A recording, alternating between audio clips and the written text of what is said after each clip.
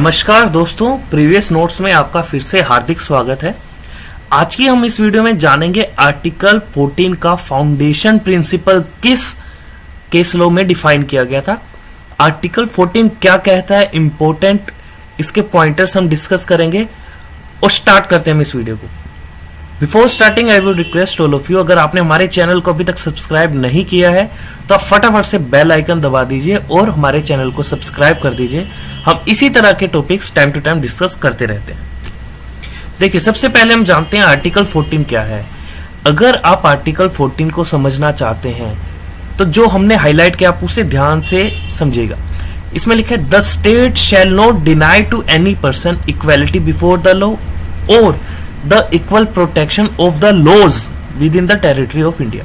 यानी कि स्टेट, पहला पॉइंट है स्टेट, द स्टेट। और ये जो स्टेट है वो क्या है, इसका मीनिंग, स्टेट का मीनिंग वही है जो हमने आर्टिकल 12 में डिस्कस किया है। यानी कि आर्टिकल 12 के अंतर्गत ही स्टेट को डिफाइन किया गया, उसी के मीनिंग को हम यहां पर लेकर चलेंगे। शैल नॉट डिनाई, डिनाई नहीं करेगी to any person. Any person का मतलब है किसी भी पर्सन को, बेशक वो सिटीजन हो, नॉन सिटीजन हो, फॉरनर हो, कोई भी हो। इक्वालिटी बिफोर द लॉ और equal protection of the laws. देखिए, इक्वालिटी बिफोर द लॉ और equal protection of the laws, इनके ऊपर एक सेपरेट वीडियो हम पोस्ट करेंगे। अभी हम एक इन ब्रीफ हम डिस्कस करते हैं। इक्वालिटी बिफोर द लॉ में है कि सभी को इक्वल ट्रीट किया जाएगा, कानून की नजर में सब इक्वल है, चाहे वो प्रेसिडेंट हो, प्राइम मिनिस्टर हो, एमएलए हो, एमपी हो, या फिर कोई छोटा नागरिक हो, गरीब हो, अमीर हो, सब इक्वल है, सब पर लॉ एक ही अप्लाई होगा। ये कहता है इक्वालिटी बिफोर द लॉ। और यहां पर लिख दिया और या the equal protection of the laws. अब equal protection of the laws ये बिल्कुल कॉन्ट्राडिक्ट करता है जो फर्स्ट पार्ट में कहा गया equality before the law. Equality before the law में कहा जाता है कि सब कुछ सेम है, लॉ के आगे सब सेम है, लेकिन सेकंड पॉइंट में कहा गया है कि हम इक्वली प्रोटेक्शन दे सकते हैं, यानी कि equal protection of the laws. यानी कि देखिए, हम अगर लॉ को सारे लोग को सबके लिए एक ही ट्रीट करेंगे, उसमें भी कई बार प्रॉब्लम आ जाती है। जैसे कि बच्चों के लिए, चिल्ड्रन के लिए, वुमेन के लिए, या फिर कुछ जिनको हम रिजर्वेशन देते हैं माइनॉरिटी ग्रुप के लिए हम लॉ सेम नहीं बना सकते, हमें उनको भी आगे बढ़ाना है। तो उनको प्रोटेक्ट करने के लिए हम उनको प्रोटेक्शन देंगे और उसी प्रोटेक्शन के अंतर्गत ही हम कुछ स्पेशल प्रोविजन बना सकते हैं। ये इसका इन ब्रीफ आप समझ लीजिए, ये मतलब है। बाकी हम सेपरेट वीडियो इन फ्यूचर हम इस पर पोस्ट करेंगे। अब देखिए, इस केस लॉ में क्या हुआ था, फैक्ट क्या थे। हम केस लॉ डिस्कस करने जा रहे थे state of West Bengal versus Anwar Ali Sarkar 1952 का। जैसे हम इंडिपेंडेंट हमारा कॉन्स्टिट्यूशन जो है फोर्स में आया, उसके बाद ही बिल्कुल ताजा ये केस आ गया। क्या था, वेस्ट बंगाल ने एक स्पेशल कोर्ट एक्ट पास किया 1950 में।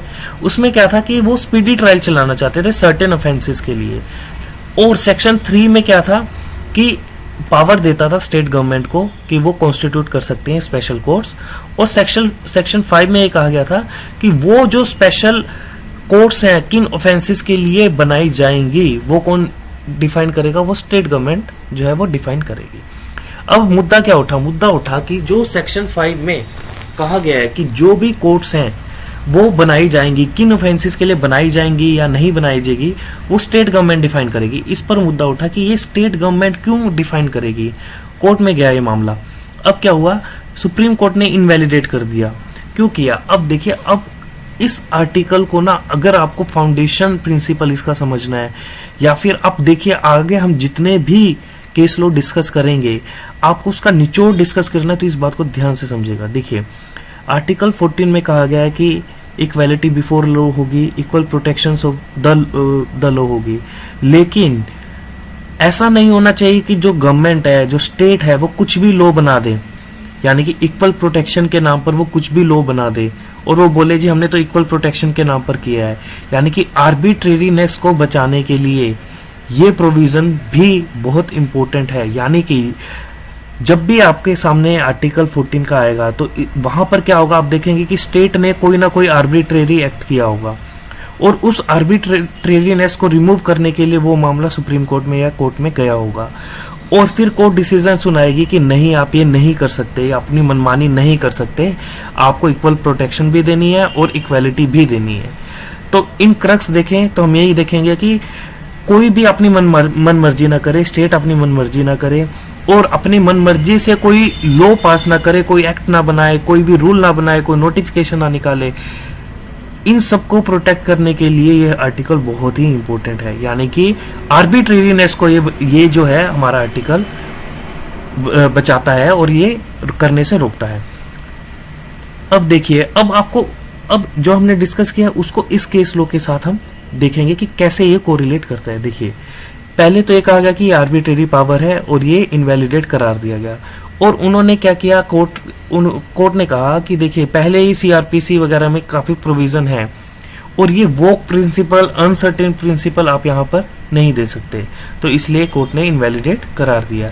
अब देखिए अब कोर्ट ने क्या किया, बहुत ही इंपॉर्टेंट कोट है जो देखिए जजमेंट में दी गई है कि article 14 does not insist that every piece of legislation must have universal application, यानी कि ये नहीं कह सकते लेजिस्लेशन को, कोर्ट आर्टिकल 14 ये इंसिस्ट नहीं करता लेजिस्लेशन को, यानी कि जो कानून बनाते हैं उनको ये इंसिस्ट नहीं करता कि आप हर एक लॉ की एक यूनिवर्सल एप्लीकेशन बनाएं, यानी कि ये आर्टिकल ये नहीं कहता कि आप एक लॉ बनाइए और सब पर इक्वली आप अप्लाई कर दीजिए।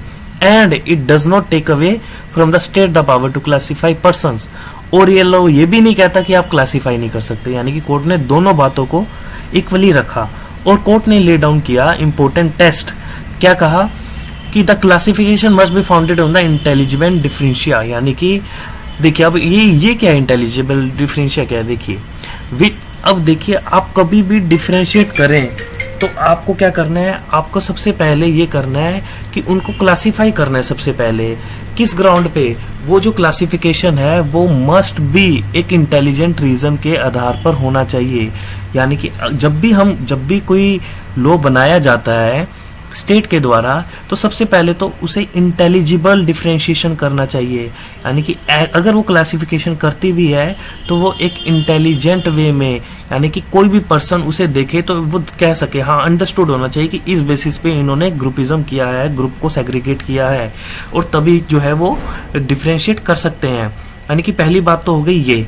और दूसरा क्या है, there must have a rational relation to the object sought to be achieve by the act. दूसरा क्या है, सबसे पहले तो हमें क्लासिफिकेशन बनाना है, और दूसरा क्या है, क्लासिफिकेशन के बाद हमें देखना है कि हमें क्या अचीव करना था, जो एक्ट, जो रूल, जो लॉ उन्होंने पास किया है, जो उन्होंने अचीव करना था, क्या इस क्लासिफिकेशन करने के बाद वो अचीव हो रहा है या नहीं।